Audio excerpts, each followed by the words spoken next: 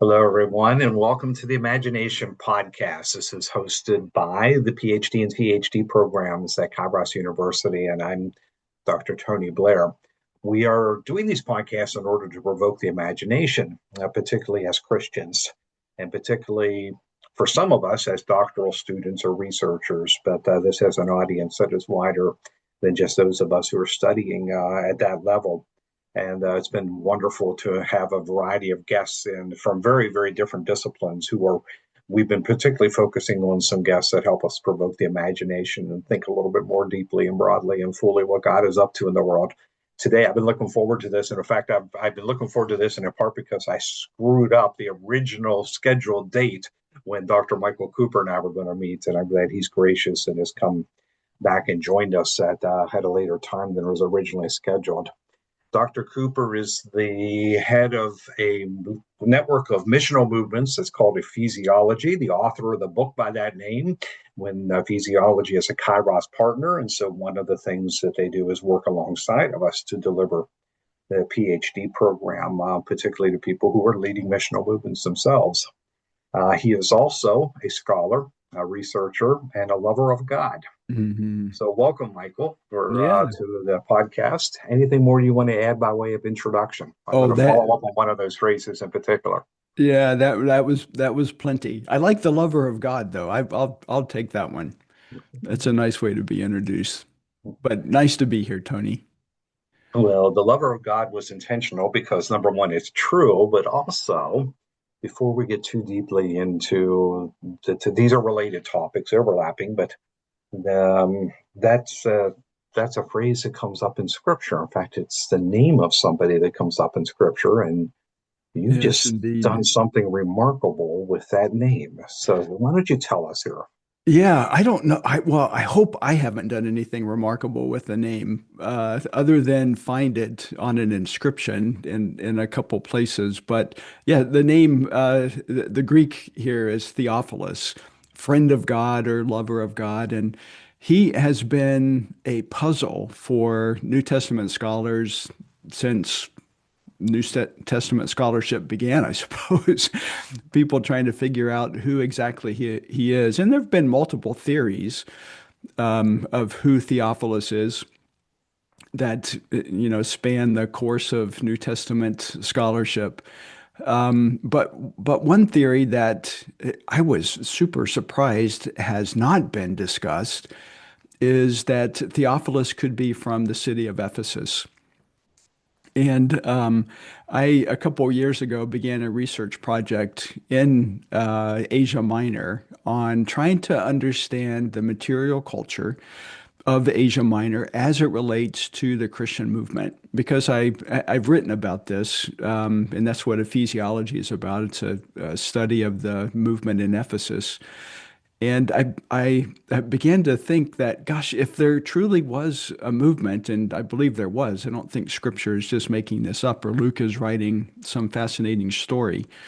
But if it did exist, that it seems reasonable to think that we could put our hands on it, literally, physically, touch that movement in the material culture of the first, second, and third centuries. So a couple years ago, I set out to try to do that and document it, and and became fascinated with the graffiti that we see in Asia Minor. That's clearly Christian graffiti.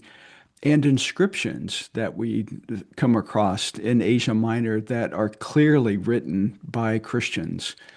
And it began to show me that, yes, indeed, the material evidence supports the idea that there was a movement of God, and it's something that we can touch. And along the way of doing that, I was in the inscription gallery. Oh, no, actually, I was in standing near the Prytaneum in Ephesus, in the state part of that ancient city, and photographing the columns because I knew the columns and the walls that were there were used as archives to document, all the important civic and religious leaders of Ephesus. And they had lists of names of what we would translate as the president of the civic religious life of Ephesus. They had names of different people who served as the guardians of Artemis, and they would conduct rituals throughout the calendar year, and they had names of priests and hymn singers and all of this. So I started photographing these things, and at the time it was at a distance. And I became accustomed with, after photographing inscriptions, spending the rest of the evening translating inscriptions. So as I was working through one of them, I came across the name Theophilus, and I thought, wow, this is really fascinating. But it was in the genitive. So he was the father of someone else. And that was intriguing to me. And I wondered, gosh, could this be the actual Theophilus? And over time and a couple more research trips, I was given the privilege, really, of going into the Prytaneum. It's cordoned off from people these days, but going in and further documenting all of the inscriptions there. And then working on those, I came across his name again on a lintel block at the top of a couple columns. And that one I have suggested in a recent book is actually the Theophilus that Luke is writing to in his gospel in the book of Acts. So, we may never know with absolute certainty, but what is compelling to me is, and I think this relates to our doctoral research for students, that there are things in history, and you know this very well, being a historian, Tony. There are things in history that if we begin to see things converging, like names of people on particular, artifacts that date at a certain time that correspond with other names that we have in the literary record, then it makes the idea all the more plausible that these could be the same people. And so what I discovered in Ephesus was that it wasn't only Theophilus's name, but it was also Tyrannus's, who we know for certain is from Ephesus because he's mentioned, of course, as having a school or a hall in Ephesus in Acts 19, but also Trophimus, who Paul says is an Ephesian, or Luke says is an Ephesian, Trophimus the Ephesian. And they're all three on that same column, dating at the same time in the city of Ephesus. And so it just makes the convergence of all of those names and place and date all the more plausible that these are the three people that Luke mentions in the book of Acts. And real people. If you're And listening in and you're saying, I have heard this name, where is it from? Both Luke and Acts, Luke introduces at the beginning, he's writing this to yeah, Theophilus. And I remember when I was, my Bible student, Bible college or Bible major 40 years ago, we were told that there's really no evidence that this was a real person. It's probably just a generic title for any lover of yeah. God or friend of God. And Michael Cooker comes along and says, nope, he's a real person. We've got his name here on the. Yeah, and that's the cool thing about it is that he is a real person. I can remember seeing his name and beginning to think about, wow, this is in some way recognizing him. The vernacular that we use today is that we see him, but it tells us something about him. We know something more about his life, the things that he did, what he was involved in, because on this particular column he is referred to as a guardian of Artemis. And so he would proceed every year in these ritual processions in celebration of Artemis. And we know something about those processions and what he would be thinking and so on. And when we begin to connect his life and lived experience as a religious leader in Ephesus with the Gospel of Luke, we have more convergence. Luke's gospel has material in it that we refer to as the L source. Original to Luke, it was most likely his eyewitness interviews with people that he incorporates into his gospel. And what I began to notice was that that L source material, and I know we're going to talk about this because I'm beginning to view this as discipleship material. That L source material was unique in the sense that it had a direct connection with who Theophilus was. So, for instance, Luke, only in Luke do we have the record of the hymns that are sung. We have, Mary's hymn. We have the hymn of the angels. We have Simeon's hymn, uh, and so on. And only he records that, which is interesting to me because they're all in praise of who God is, who Jesus is. And yet, when we think about Theophilus in Ephesus participating in ritual processions of Artemis, we know that there were hymn singers, and they would proceed and be singing hymns of praise to Artemis. And so Luke is telling this story about Jesus and these hymns being sung to him.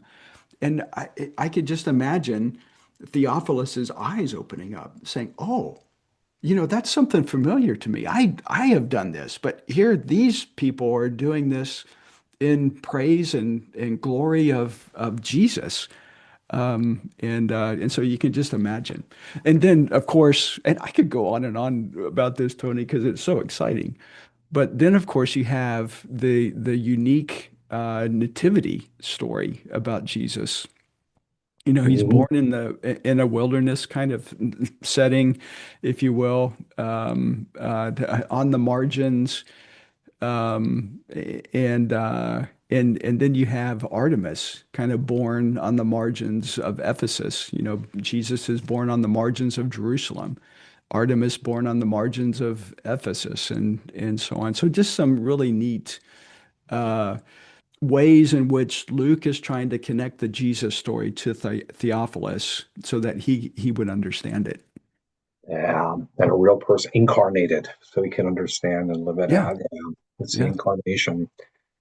Well, that maybe is a good transition to what we're essentially here to talk about, but we'll just take this conversation wherever it goes, which is about another New Testament passage, this one from Matthew. And I'll start this one by the process that I was engaged in, and then how you and I got connected on it. When I became a seminary president in 2011, the seal of our seminary had the Greek word on it, and we had this seal posted at various places, and it said "Mates Tusetes," which I knew enough to recognize. I'm not a Greek scholar, but I knew enough to recognize this from what we often call the Great Commission, and usually translated "Go and make disciples." And somewhere along the way, I thought it might be wise for me to look that up and just understand and see what it looks like in the Greek. And I don't remember exactly when this was, but I eventually concluded, again, not being a Greek scholar, but concluded that maybe we haven't been using the best translation of that all mm, along. That the make part of that was that is usually interpreted there in most of the modern English translations, "Go and make disciples," isn't necessarily implied. It would be better interpreted "Go and disciple." mm, And that was just a minor nuance, except something inside of me felt freer when I discovered that I found myself repeating it, encouraging students sometimes, many of whom seem to be burdened with this heavy responsibility that's been put on our shoulders, and we got to make disciples or even make converts, and we've got to do something in order, and we got to work real hard in order to make something happen. And I wondered after a while if that was something we really needed to make happen, or whether that was the Spirit's responsibility. And yes, we have something to do in it, but so anyway, I started working this out with students and talking to people. And I posted a Facebook post on it one day, just because I'd had a couple conversations. And Michael, you responded to that, and you have been using the word disciple making. It's the passion of your heart, and I was pleased that you responded not by taking offense, but by just curiosity. And it started us in a conversation that's resulted in an article. So I'm going to hand it over to you and say, what is it about that argument that drew your attention, and why do you think it matters? Well, it matters a lot, as we've come to learn. But what drew me to that was I had just written a book by the title "Make Disciples," and I thought, oh my goodness, Tony saw my book and he's confronting me in public, which I know you weren't doing, but it's that, that kind of guilty conscience that you have when you read something that might be critiquing some of the work that you've done in the past. But yeah, I mean, my whole ministry career has been focused on Matthew 28, 18 to 20. I need to go and make disciples. And I can remember I had, that sort of same epiphany that you had with the Greek for disciple. Uh, uh, so I had with the word go, and coming to the realization that, you know what, that's not the imperative here, but it's a participle, and it's better translated as you are going.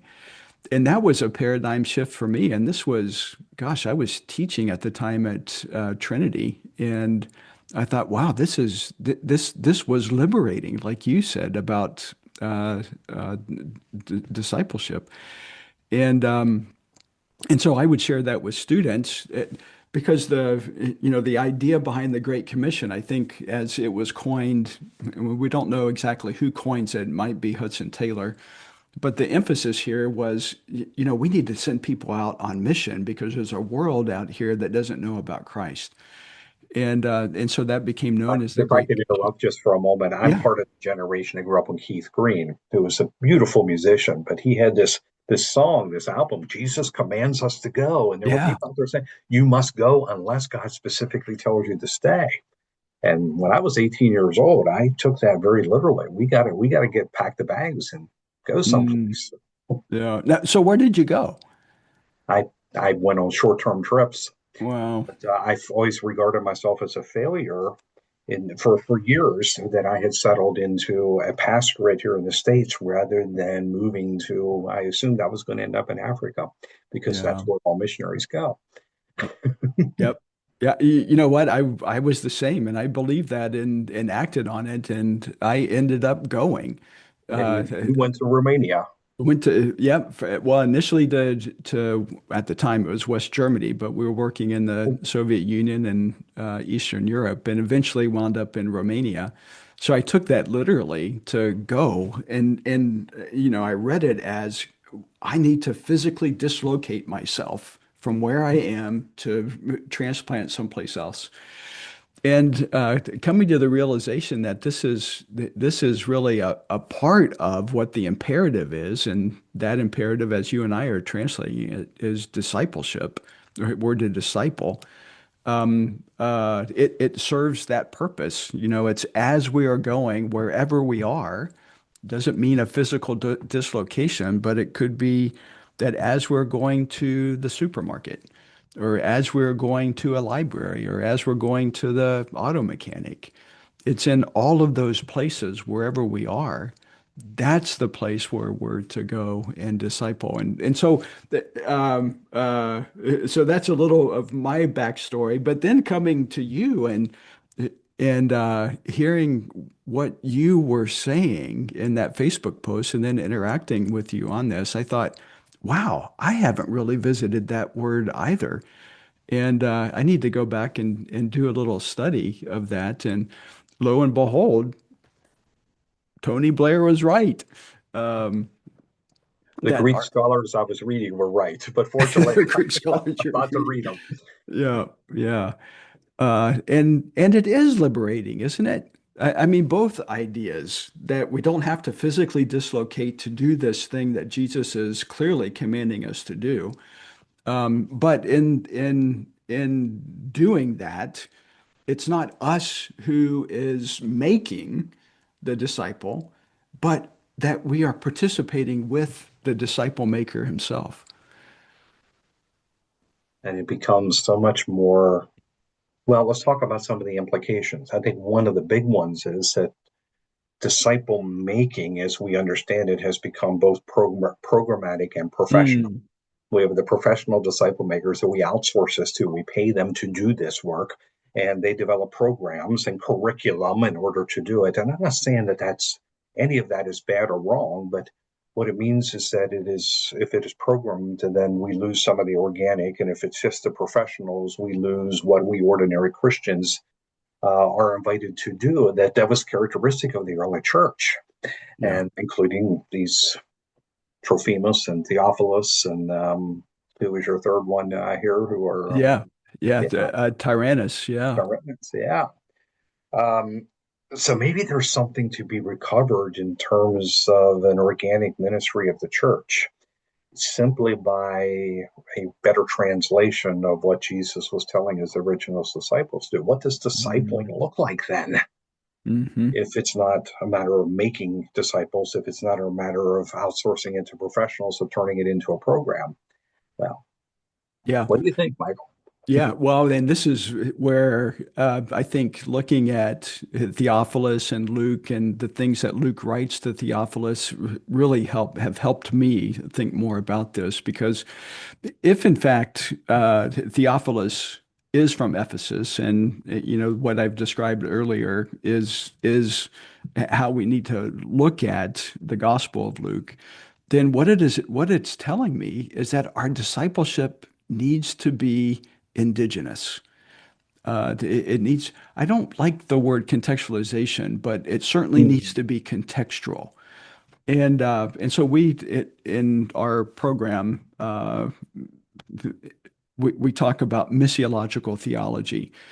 And missiological theology is just simply a theology that benefits from historical, systematic, and biblical theology, but it's purposefully missiological in that it is looking for the deliberate intention of identifying where God is at work and then communicating that in language that's meaningful to the people where God is working.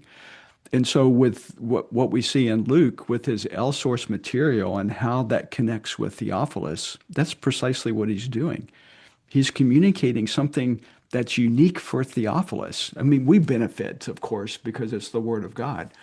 But thinking about that first audience, that Luke is concerned with using language that is meaningful to Theophilus to disciple him into the faith. And I think we can say the same about all four of the Gospels. John writes to an Ephesian audience as well. We know that because John is in Ephesus when he's writing, and Jerome tells us a really interesting story about how that happens.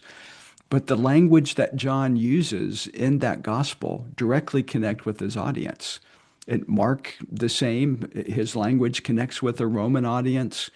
Uh, and Matthew. Matthew has original material as well, and his material is connecting with the Hebrew audience. And so the idea of discipling then becomes an idea that we need to be thinking particularly at about who our audience is and not be so programmatic and methodological because that becomes mechanical, and as we say in the article, and you bring this out brilliantly, that it then becomes very mechanistic and industrialized, and discipleship becomes a kind of a conveyor belt of getting people through particular course material or whatever, and it's somewhat generic and not really thinking about who the individual person is. and it becomes much more plural. So instead of the assumption often is that our discipling has to somehow mirror the rabbinic model that Jesus did with the 12. And I've Mm, seen discipleship curricula that try to do that. And again, that's not necessarily a bad thing, but I don't know that's implied because we never right. see any evidence that the 12 go and mimic that particular model. Mm, And this was revelatory to me that the 12 were not the only disciples. that the whole crowd was called disciples, the people that were following Jesus, and most of whom would not have had with the human Jesus pre-resurrection, pre-crucifixion, pre-resurrection, a personal relationship with him, but they were his disciples. Now, I'm not Mm, saying disciples, there's no need a personal relationship with the risen Christ, but I'm saying the discipling process was not just dependent upon one person with a 3 year kind of program investment in somebody else, that the community was responsible for discipling, and individuals would have roles to play in that, sometimes short term, sometimes long term, but we didn't need to try to replicate a particular model in mm. order to disciple one another. Yeah, and that's where the liberation comes in, doesn't it? We don't have to be forced into a kind of a canned discipleship methodology, but that as we are going, wherever we are, we disciple according to the need of the person. Yeah, And the store clerk might have a different need than the auto mechanic, or they might be at a different place. It just strikes me now, isn't that what we do at Kairos? We talk about our curriculum and our mentoring of students as being contextual. We want to, and that theological education is discipleship. And so we want to have the student in mind as we're thinking about the material that we develop and the curriculum that we develop, so that it's helping to meet a need. and we want it to be reciprocal. So Mm, recognizing that I am being discipled in the process of discipling. So yeah, rather than a hierarchical. hierarchy, we are the Yeah. disciples, you are the discipled. We are walking this journey together. And there are people, I have the advanced degrees, but in my congregation, there are people without any degrees who are mature in the faith in ways that disciple me. And so Mm, moments of our walk together, and to be yeah. open to that, allow that to be a mutuality. It's beautiful. Yep. Yep. Yeah. It is. It is. Yeah. And it's a wonderful way to, I think, live out the Christian life, not feeling the pressure that, I have to go somewhere and I have to do this particular thing, but that I really, have to take responsibility for somebody else's spiritual life. yeah, yeah, yeah. And when I think about that, I can't help but to think, gosh, am I that arrogant, or was I that arrogant to think that that responsibility, lies on me? And a part of what we argue in our article is that that responsibility lies primarily with the Holy Spirit. Yeah. He's the one that makes a disciple, and we get to walk alongside and and be with people, but ultimately, He's the one that transforms lives. Well, let's pull this together. We've been referring to an article because we were out together and we wrote one. We have not yet identified our publisher for that. So we don't have a published article to refer you to, but we have given it the provocative title of Do Not Make Disciples. A little bit of attention getter. So Yeah. hopefully we'll have an opportunity to give that to a wider audience eventually. You've got a series of books. I think we've mentioned at least three of them. Do you want to give a quick little plug here before we invite others into this conversation? Oh, well, yeah, to the writing of books, what does the preacher say? There is no end. Um, yeah, I can say this, Tony, and I think you'd agree that for me, what's been important about being in the academic world is that I just don't simply sit or stand behind a podium waxing on things that I think everybody should know, but that I actually get engaged and even in that engagement critique myself. And so my latest book, which came out just a couple of weeks ago by Whiff and Stock, is Gods, Emperors, Philosophers, and a New Movement. And at some level, it's a critique of the book that I wrote prior to that called Ecclesiology, where I made some assertions based on kind of a Western missions methodology, and I imposed that onto the Ephesian movement. I mean, for the most part, I stand 100% behind the book. There's maybe It's a good book. yeah, I think it still has some value. But I made some assertions, one being that there were 540 house churches in Ephesus. And I based that on population estimates and some sociological data that we're fairly certain about in terms of conversion rates and those sorts of things, and came up with a number of 5,100 Christians during Paul's ministry. That translated into 500 or so house churches because house churches were of a particular size. Well, what we learned in the archaeological record is that house churches actually could be anywhere between 100 to 200 people. And we Wow. actually have physical locations of house churches that you can walk into, and I've walked into them, and they're just amazing spaces. But anyway, all of that to say that as a scholar, I always want to be open to critique. You did that for me with the discipleship idea, and we can do that to ourselves as well. And so this latest book kind of reflects on how archaeology can help us better understand what was going on in the first, second, and third centuries. Not just in terms of,